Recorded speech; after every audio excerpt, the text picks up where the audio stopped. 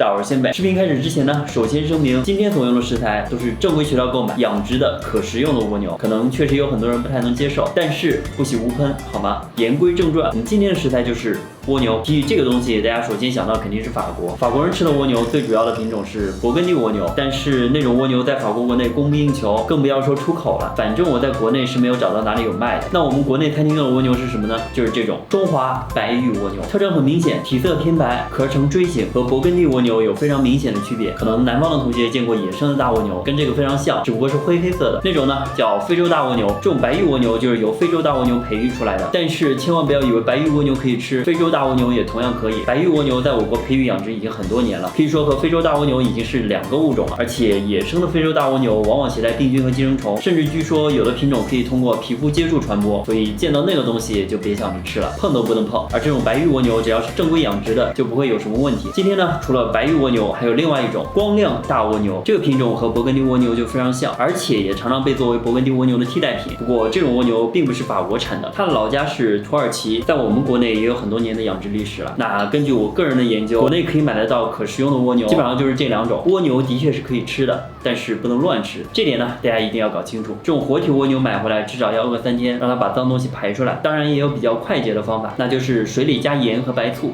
泡它。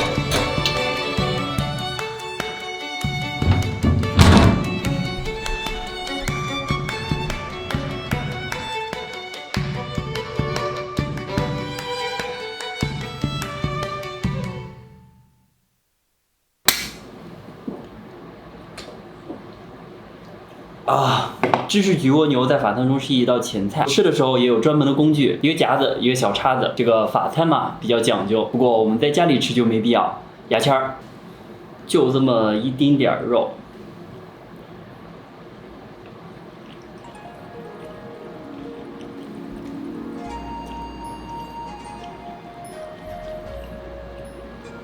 还没指甲盖儿大。再尝尝这个白玉蜗牛，比较一下，白玉蜗牛的肉至少是光亮蜗牛的3倍。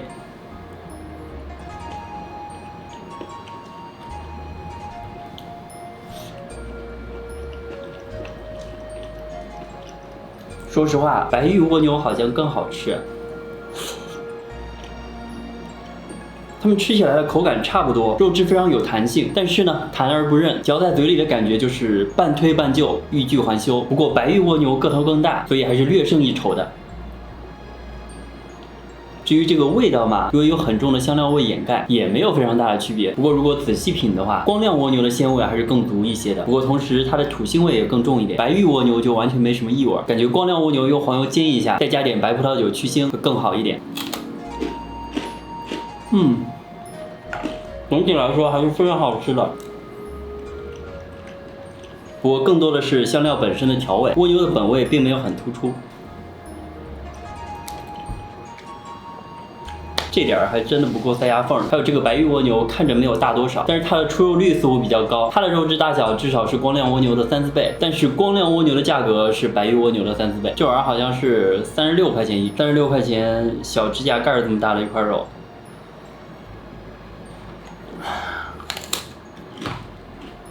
血麻亏。那么总结而言，还是不建议大家购买活的蜗牛自己处理，又贵又麻烦，粘液真的超难弄，肉还少，所以大家如果想品尝这道菜的话，还是去餐厅比较合适。好啦，那今天视频就到这里吧。如果你喜欢视频，不要忘记帮我点一个赞。那我们下期再见，拜拜。